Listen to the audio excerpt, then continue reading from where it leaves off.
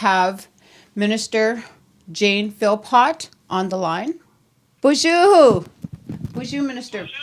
So we're here talking today on what happened in Toronto regarding the joint agreement that was signed on the First Nations, the Ontario, and Canada, the Government of Canada. Would you like to tell us a little bit more on how that came to be? Well, this was a very important meeting where we were discussing the role of recognizing the rights of First Nations around child and family services. We know that this is a very serious concern for Indigenous peoples in the country in terms of the overrepresentation of children in the child welfare system. Indigenous children are vastly overrepresented, and we have made a commitment to work with First Nations around a true transformation that recognizes the rights of First Nations to raise and educate and oversee the well-being of their children and work towards a transformed system. So that's with, so you're trying to reduce the number of children in care as well? Like what are the outcomes that you're hoping? Well, there are really a number of outcomes that are all related. One is lowering the rates of apprehension of Indigenous children and focusing instead where there are concerns about the welfare of a child to prevent them from being taken from their homes, but rather supporting the families. Then, of course, we also would like to see children reunified with their families. So many children who have been separated from their families for short or long periods of time to be able to be reunited.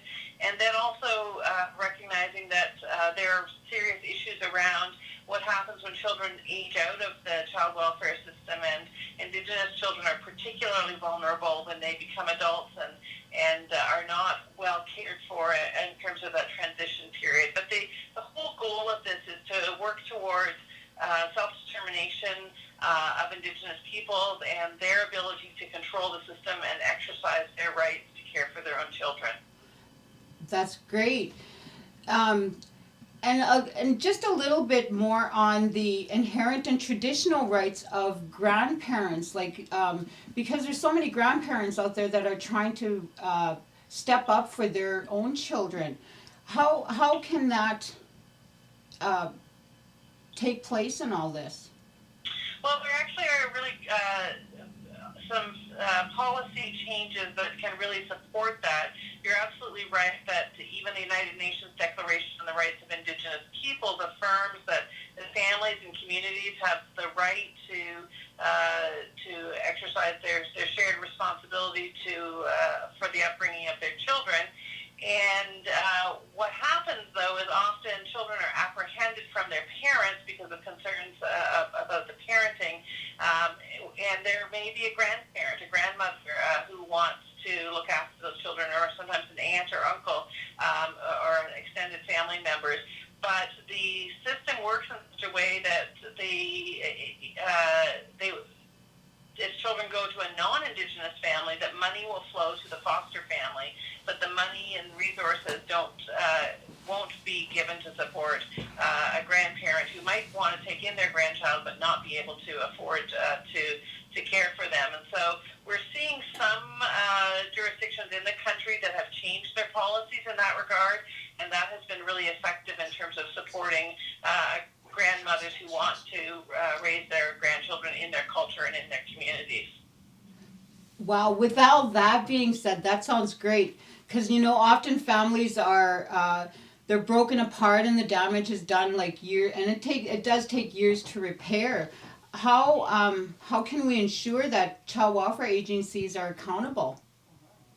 Well, one of the things, it's not, agencies often are trying to do a good job, but they have rules that have been set in place which are incenting the wrong kinds of behavior. So, for example, one of the challenges was that money was flowing according to the number of children that were apprehended, and agencies could get money if they apprehended more children, but they couldn't get money to prevent apprehension. And so one of the things we did recently in our most recent budget was we increased resources for First Nations Child and Family Services agencies, but we said that they could use the money to pay for the actual cost of prevention of apprehension of children and supporting keeping families together, rather than saying, the money flows according to the number of children that are separated from their families. This will allow a fundamental shift in terms of the ability of agencies to work to keep families together. Wow, that's great. When we talk about that system that's in place already, it always brings to mind what does in-camera session mean to you? In-camera session, you mean Yes. in terms of meetings that are, Yes. by definition, I think it means when meetings are done that are more private as opposed to necessarily open to the media or the public. Right. So I know that it does take place at the Child and Family Review Board level, and so that's just a concern because a lot of people have experienced some of these things where it was never questioned or there was never a follow up. So to making those accountable.